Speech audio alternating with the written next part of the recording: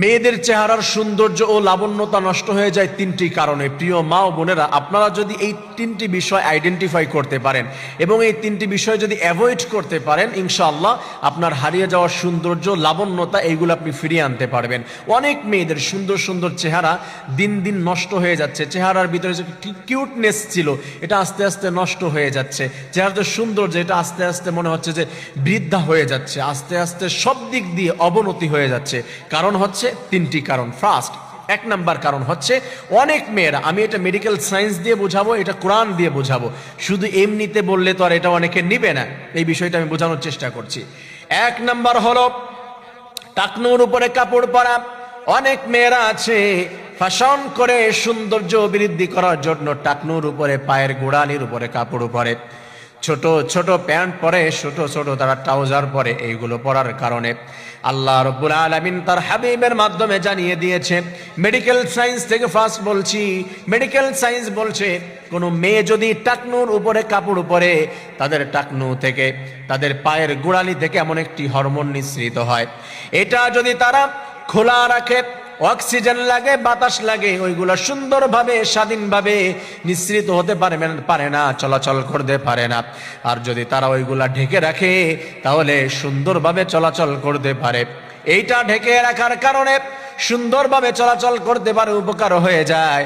আর যখন টাকনুটা তারা খোলা রেখে দেয়, অক্সিজেন লাগে, বাতাস লাগার কারণে এই হরমোনটা বের হতে পারে না, তাদের চেহারা নষ্ট হয়ে যায়, যৌবন হারিয়ে যায়, লাবণ্যতা নষ্ট হয়ে যায়, অকালে মৃত্যু হয়। এমন একটা দুইটা নয়, হাজার হাজার ক্ষতির ভিতরে ওই মেয়েটা পড়ে যায়। মেডিকেল সায়েন্স এটা বলেছে, রাসূলের সুন্নাহ কি বলে দিয়েছে? রাসূল বলে দিয়েছে কোন মেয়ে টাকনুর উপরে কাপড় উঠাতে পারবে না, তার পায়ের গোড়ালি কাউকে দেখাতে পারবে না। এইগুলা যদি দেখায় তাহলে ওই অংশ জাহান্নামে চলে যাবে। এটা গবেষণা করে মেডিকেল সায়েন্স তারা অ্যানালাইসিস করে, বিজ্ঞান রিসার্চ করে বের করেছে যে হাজার হাজার ক্ষতি তার হয়ে যায়। আরগুলো এই টাকনুগুলা, তাদের গোড়ালিগুলা যদি তারা ঢেকে রাখে, হাজার হাজার উপকারিতা দিয়ে ওই মেয়েটাকে সৌন্দর্য, লাবণ্যতা, সুস্থতা দান করে দেয় কে? আল্লাহ রাব্বুল আলামিন দান করে দেয়। সেকেন্ড, মেয়েদের সৌন্দর্য এবং লাবণ্যতা এগুলো নষ্ট হয়ে যাওয়ার সেকেন্ড যেই কারণ, সেটা হচ্ছে বেপরদায় চলা।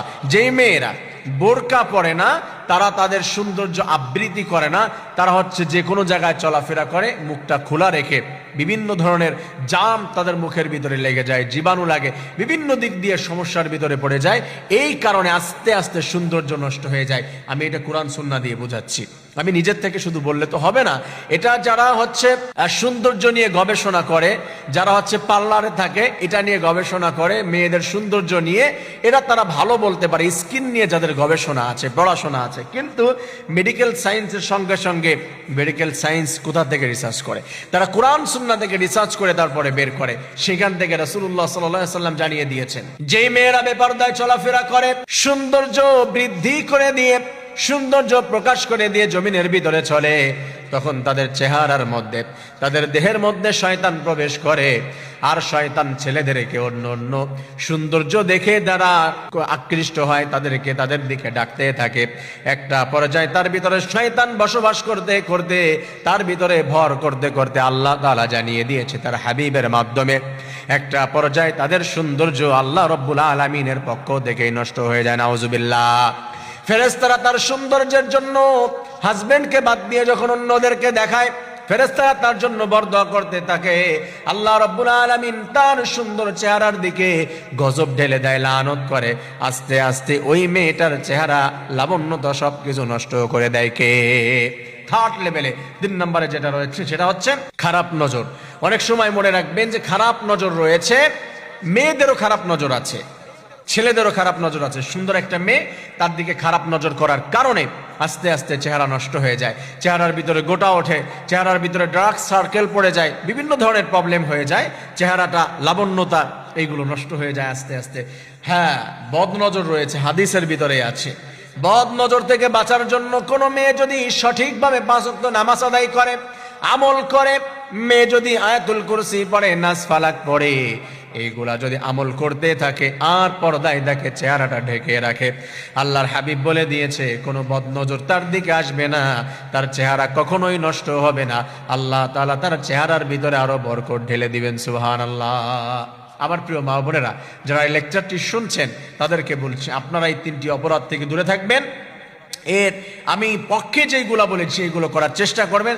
আল্লাহ রাব্বুল আলামিন আপনাদের হারিয়ে যাওয়ার সৌন্দর্য, লাবণ্যতা এটা ফিরিয়ে দিবেন এবং যাদের স্বাভাবিক আছে এখান থেকে আর বৃদ্ধি করে দিবেন। আল্লাহ রাব্বুল আলামিন আমাদের মা এবং বোনদেরকে এই বিষয়টি মেনে সুন্দরভাবে তাদের সৌন্দর্য ধরে রেখে তাদের হাজবেন্ডদেরকে যেন তারা আনন্দ দিতে পারে, আল্লাহ তাআলা তৌফিক দান করে দিন। আমিন।